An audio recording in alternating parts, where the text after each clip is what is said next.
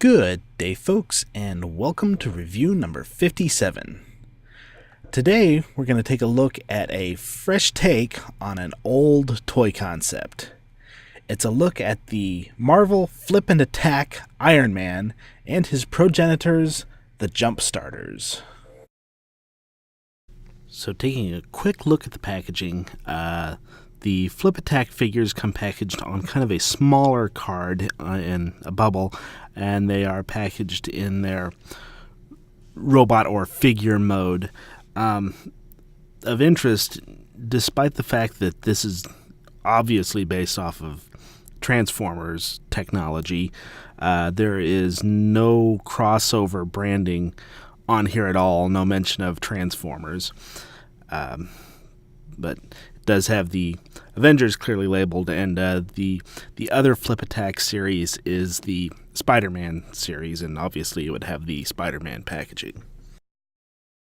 The backside of the card shows the toy in the figure and vehicle mode, as well as showing a couple of the other Flip and Attack figures that are available. There's a Captain America and a Hulk in the Avengers series besides the Spider-Man. And again, on the back side of the packaging, there is no crossover reference or Transformers references at all. So looking at this particular figure, it's obviously based off of the new Marvel movie series Iron Man. There's not a whole lot of articulation here. You basically got a arm swivel here, and then the folding here for the transformation. And the transformation, of course, is very simple. It's basically fold them in half, and you get this little jet mode. And then to transform them, you let them run forward. Oop.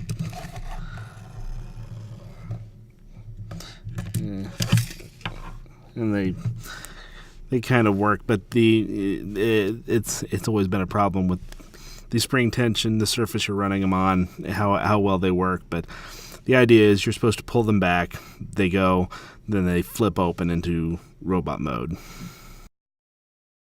Now, as noted by the title of the video, The Return of the Jumpstarters,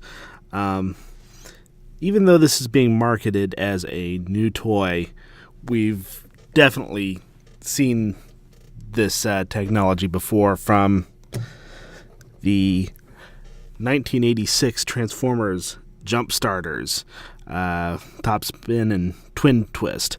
They've made it they've given the figure a little bit more mass than the old ones had, but for all intents and purposes, they're the same figures. They have the same articulation, the same fold in half transformation.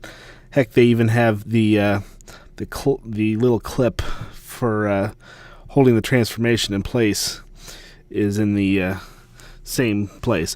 Well, what's even kind of funny is if you look on the Iron Man figure, even though these aren't actual rolling wheels, because this figure has an extra wheel on the backside, they're still molded in here. So they even have they even did an homage to the toe wheels on the old Jumpstarters. That's why it boggles my mind why they didn't market these as crossover figures, unless there was just some sort of issue with Marvel not wanting to associate them with Transformers this time. But oh well. While we're on the subject of the Jumpstarters, I did want to give a shout out here to Repro Labels. TFCon this summer, I found these guys for a decent price and picked them up.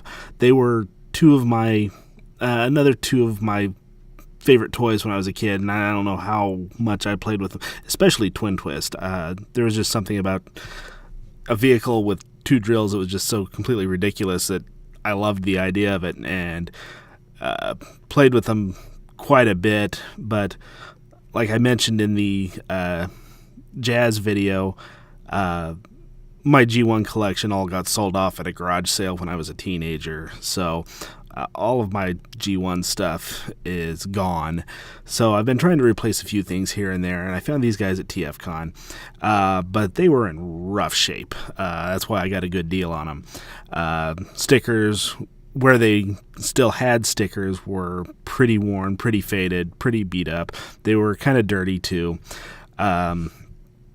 But I went ahead and cleaned these guys up and ordered repro labels. And this was my first experience putting on repro labels.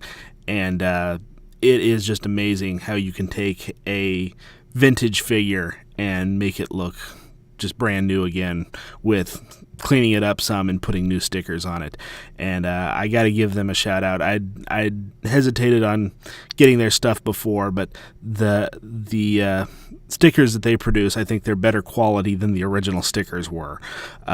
So if anyone out there is considering getting repro labels, go for it. It's well worth it. I've already got several repro label plans in my mind now, even for some newer figures, like my RID Knockout.